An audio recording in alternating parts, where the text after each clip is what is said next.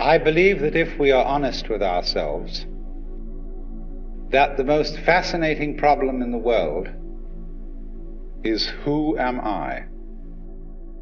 What do you mean when you say the word I? I, myself. I don't think there can be any more fascinating preoccupation than that. This problem has fascinated me for many years. Most of us feel I, ego, myself, my source of consciousness, to be a center of awareness and of a source of action that resides in the middle of a bag of skin. We are not accustomed to say, I am a body. We rather say, I have a body. We don't say, I beat my heart, in the same way as we say, I walk, I think, I talk. We feel that our heart beats itself, and that has nothing very much to do with I. In other words, we don't regard I myself as identical with our whole physical organism. We regard it as something inside it. And most Western people locate their ego inside their heads.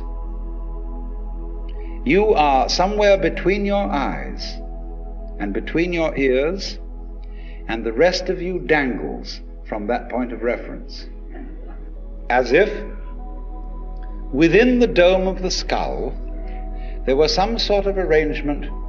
We have really the idea of ourselves as a little man inside our heads who has earphones on which bring messages from the ears, and who has a television set in front of him which brings messages from the eyes, and he has a panel in front of him with buttons and dials and things, and so he more or less controls the body. But he isn't the same as the body.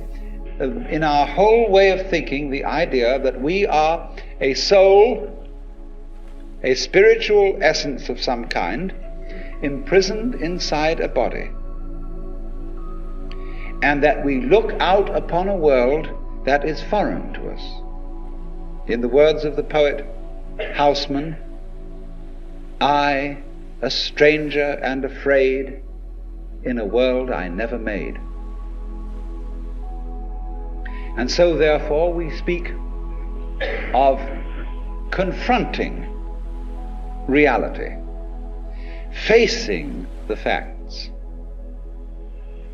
facing outside us a world that is profoundly alien to us, in the sense that what is outside me is not me.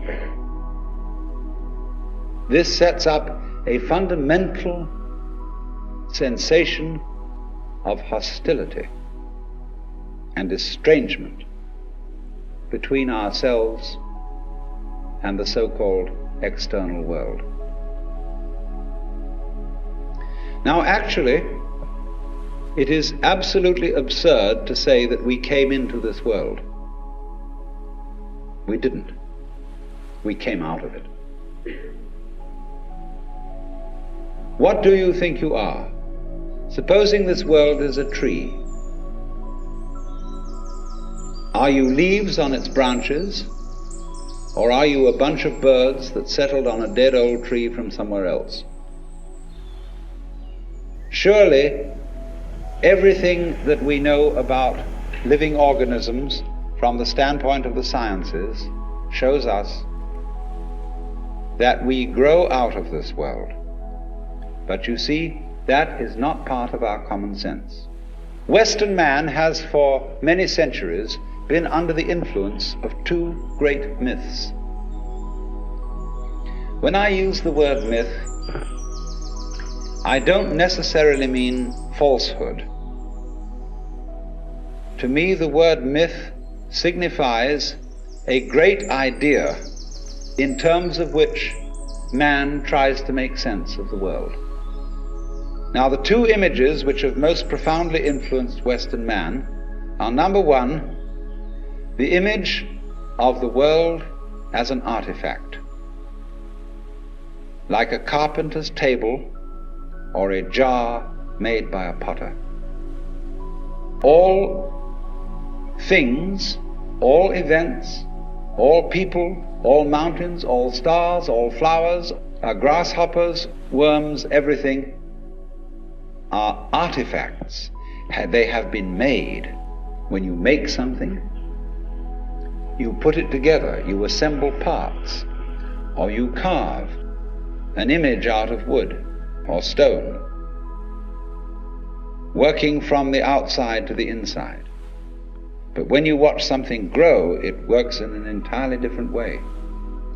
It doesn't assemble parts. It expands from within and gradually complicates itself, expanding outwards, like a bud blossoming, like a seed turning into a plant. That the world is an artifact, that it is put together by a celestial architect, carpenter, and artist, who therefore knows how it was done. Unfortunately, this particular image or myth became too much for Western man, because it was oppressive. To feel that you are known through and through and watched all the time by an infinitely just judge. Everywhere is this eye watching, and judging you, so that you always feel you're never really by yourself. But the old gentleman is observing you and writing notes in his black book. And this became too much for the West, became oppressive. They had to get rid of it. And so instead, we got another myth, the myth of the purely mechanical universe, to believe that the universe is dumb, stupid, that intelligence, values, love, and fine feelings reside only within the bag of the human epidermis. And this is a ghastly mistake, because here we are in a universe that has nothing in common with us, doesn't share our feelings, has no real interest in us. We're just a sort of cosmic fluke. And therefore, the only hope for mankind is to beat this irrational universe into submission and conquer it, master. Now, these ideas don't make any sense. Look, here is a tree in the garden, and every summer it produces apples, and we call it an apple tree because the tree apples. That's what it does. All right. Now, here is a solar system inside a galaxy. And one of the peculiarities of this solar system is that, at least on the planet Earth, the thing peoples. In just the same way that an apple tree apples. Now, maybe 2 million years ago, somebody came from another galaxy in a flying saucer and had a look at this solar system, and they looked it over and shrugged their shoulders and said, just a bunch of rocks. And they went away. Later on, maybe 2 million years later, they came around and they looked at it again, and they said, excuse me, we thought it was a bunch of rocks, but it's peopling. And it's alive. After all, it has done something intelligent. Because, you see, we grow out of this world in exactly the same way that the apples grow on the apple tree.